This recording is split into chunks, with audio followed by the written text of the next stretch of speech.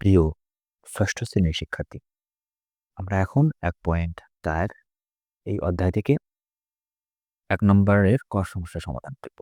তো এখানে কি বলতেছে যে নিচের ভগ্নাংশ যুগল সমতুল কিনা নির্ধারণ করো।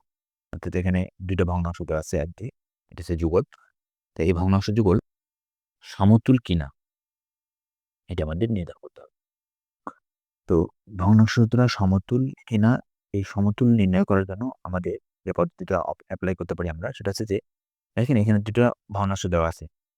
এই যে ১ম ভগ্নাংশে এটা হচ্ছে লব, তাই না? আর এই ২য় ভগ্নাংশে এটা হচ্ছে হর। এই লব আর এই হর যদি আমরা আড়াআড়ি গুণ করি, আর এই হর আর এই লব যদি আমরা আড়াআড়ি গুণ করি, এই ২ টার গুণফলে যদি সমান হয় তাহলে আমরা বলতে পারবো ভগ্নাংশ ২ টা সমতুল। অন্যথায় সমতুল নয়। তো এখানে দেখেন ৫ আর ২৪ গুণ করলে কত আসতেছে? ৪ × ৫ = ২০ আর হচ্ছে ৫ × ২ = ১০। ধরো ১২ তাহলে ১২০। ঠিক একইভাবে ১৫ আর ৮ যদি আমরা গুণ করি তাহলে ৮ ৫ ৮ = ৪০, হাতে ৪ আর ৮ আর ৪ ১২ তাহলে ১২০। দেখেন ২ টায় ফলাফল ১২০ আসছে। তার মানে বলতে পারি যে এই ভগ্নাংশ ২ টা সমতুল। এখন আসেন পরীক্ষায় আমরা কিভাবে উপস্থাপন করব? আমরা এভাবে লিখব যে দেওয়া আছে ভগ্নাংশ যুগল এত, এত। আর এই যে আমরা জানি এই অংশটা আপনারা না লিখলেও কোনো সমস্যা নাই। এটা হচ্ছে আপনাদের বোঝার সুবিধার্থে এটা সূত্র বলতে পারেন। তো এটা যদি বাদ দেন তাহলে কোনো সমস্যা নাই। আমরা জানি যে ২ ভগ্নাংশ সমতুল হবে যদি ভগ্নাংশটি আ ১মটির লব গুণন ২য়টির হর সমান ১মটির হর গুণন ২য়টির লব হয়। যেটার কথা বললাম, হ্যাঁ? সেই সূত্রটা এখানে লিখছি। এটা আপনারা বাদ দিবেন।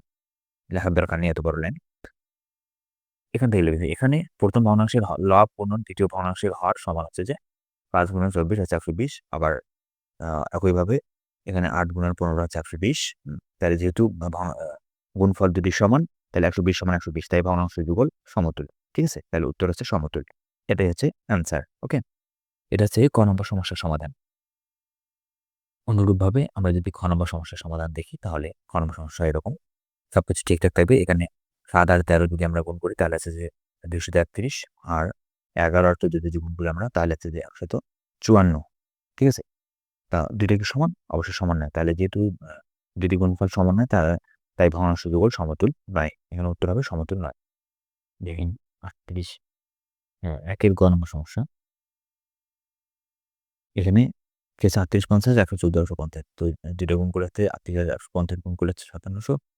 এর ২ টা গুণ করলে ৯৭ দুইটাই সমান। তাহলে আমরা বলতে পারি কি ভগ্নাংশ যুগল সমতুল। ওকে?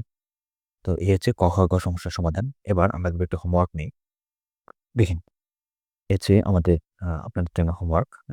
এটা সমতুল কিনা এটা আপনারা নির্ধারণ করে বলবেন। ঠিক আছে? এই হচ্ছে ১ নম্বর ১ নম্বর সমস্যার সমাধান ১.৪ এর।